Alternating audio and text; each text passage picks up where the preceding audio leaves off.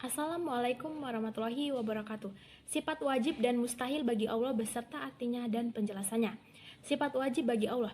Sifat wajib bagi Allah artinya sifat yang harus ada pada Allah. Yang pertama, wujud, artinya ada. Maksudnya adalah Allah Subhanahu wa taala ada dengan sendirinya, tidak ada yang menciptakan. Yang kedua, kidam, artinya awal. Allah Subhanahu wa taala itu terdahulu dan tidak didahului sesuatu. Sebab jika Allah ada permulaannya, berarti ada yang menciptakannya. Jika ada yang menciptakannya, artinya Allah itu hudus atau baru seperti makhluk lainnya.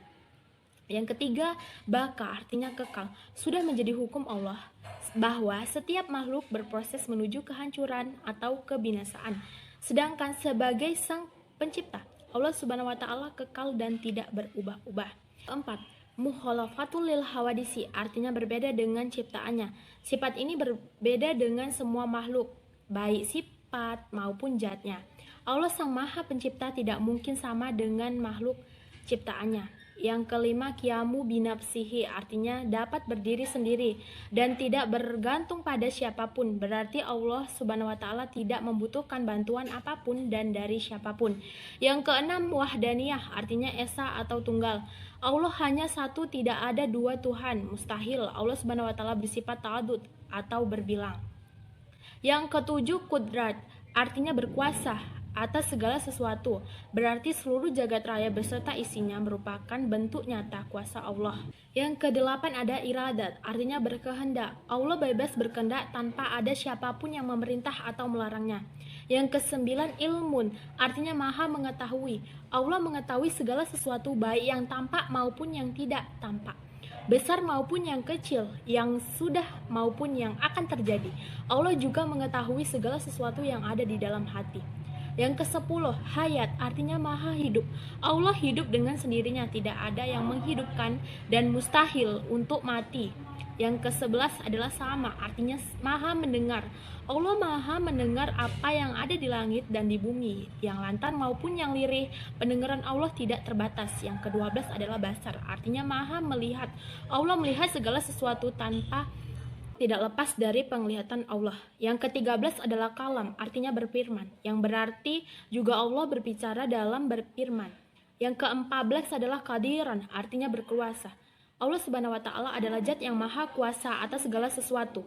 Yang ke-15 adalah mudiran, artinya berkehendak. Allah maha berkehendak atas segala sesuatu yang belum terjadi maupun yang sudah terjadi. Ke-16 ada aliman, artinya mengetahui. Pengetahuan Allah tidak terbatas, baik yang tampak maupun yang tidak tampak. Yang ke-17 adalah hayan, artinya hidup. Allah maha hidup dan kekal selama-lamanya. Yang ke-18 ada sami'an, artinya mendengar. Allah mendengar segala sesuatu, baik yang bersuara maupun yang tidak bersuara. Yang ke-19 ada basyiran, artinya Allah melihat.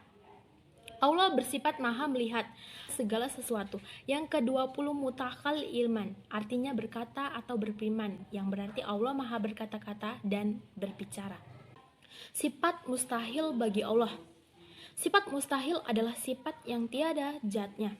Yang pertama adalah Adam, artinya tiada, sehingga Allah mustahil bersifat Adam, karena Allah tidak mungkin tidak ada. Segala hal yang ada di muka bumi ini merupakan ciptaan Allah dan mustahil jika Allah tidak ada. Yang kedua, hudud, artinya baru, sebab Allah sudah ada sebelum semua makhluk dan ciptaannya ada. Sebaliknya, Allah bersifat terdahulu atau kidam. Yang ketiga adalah pana, artinya binasa. Pana juga dapat diartikan binasa atau rusak dan merupakan sifat mustahil bagi Allah. Allah mustahil memiliki sifat pana karena Allah itu kekal dan abadi. Allah tidak ada permulaan dan tidak ada akhir. Yang keempat adalah salah satu lil hawadisi, artinya menyerupai makhluknya. Allah mustahil serupa dengan makhluknya. Allah itu berbeda dengan makhluknya, baik zat, sifat maupun perbuatannya. Tidak ada sesuatu pun yang menyerupai Allah. Yang kelima, qiyamu bikharihi, artinya berdiri dengan yang lain. Allah tidak membutuhkan bantuan siapapun. Allah dapat berdiri sendiri atau qiyamu binafsihi. Allah itu maha sempurna dan maha berdiri sendiri. Yang keenam ada tahadud, artinya lebih dari satu.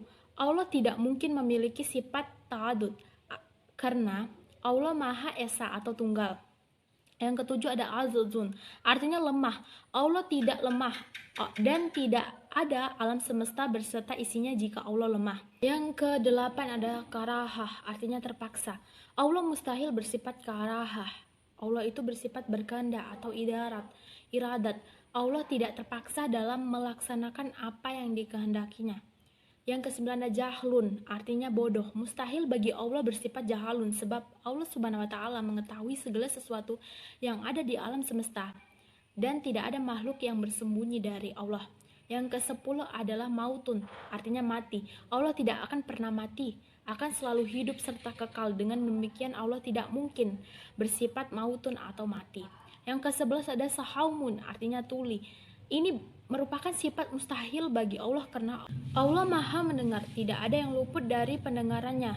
Tidak mungkin Allah tidak mendengar walaupun hanya sedikit.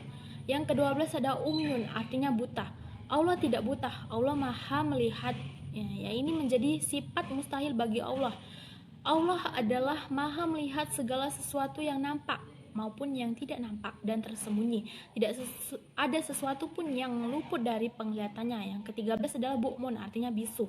Ini merupakan sifat mustahil bagi Allah karena Allah bersifat kalam, artinya berfirman. Jika bisu, tidak mungkin Allah menurunkan wahyu kepada para nabi. Yang ke-14 adalah kaunul azizan, artinya zat yang lemah. Allah Maha berkuasa, tidak mungkin Allah itu lemah. Segala sesuatu yang terjadi itu atas kehendak dan kekuasaan Allah. Allah pun tidak memerlukan bantuan siapapun, jadi Allah mustahil bersifat azizan. 15 kaunuhul karihan, artinya zat yang terpaksa. Tidak mungkin Allah bersifat karihan karena Allah Maha berkehendak atau mudiran. Semua yang ada di dalam semesta ini terjadi atas kehendak Allah. Allah tidak merasa terpaksa melakukannya. 16 kaunuhu jahilan, artinya zat yang bodoh. Ini merupakan sifat mustahil bagi Allah karena Allah Maha mengetahui. Semua ilmu itu bersumber pada Allah Subhanahu wa Ta'ala. 17 kaunuhul mayitan, zat yang mati. Allah Maha kekal dan abadi, dan tidak ada awal maupun akhir baginya. Allah tidak akan pernah mati. Allah pun tidak pernah merasa lelah, jadi mustahil Allah bersifat mayitun. Yang ke-18 kaunuhul ashama, artinya zat yang tuli. Allah itu Maha mendengar bahkan yang paling tersembunyi, sekalipun Allah mendengar apa yang tidak kita dengar. Allah tidak mungkin bersifat Maha tuli. 19 kaunuhu a'ma, artinya adalah zat yang buta. Allah Maha melihat dan tidak buta. Allah melihat semua ciptaannya tanpa terkecuali. Allah pun dapat melihat apa yang tersembunyi di dalam hati. 20 kaunuhul abkama, artinya zat yang bisu. Allah mustahil mempunyai sifat abkama. Allah itu justru mempunyai sifat mutakaliman atau Allah berfirman. Jika Allah bisu, tidaklah mungkin ada kitab yang diwahyukan kepada para nabi dan rasulnya. Sekian, assalamualaikum warahmatullahi wabarakatuh.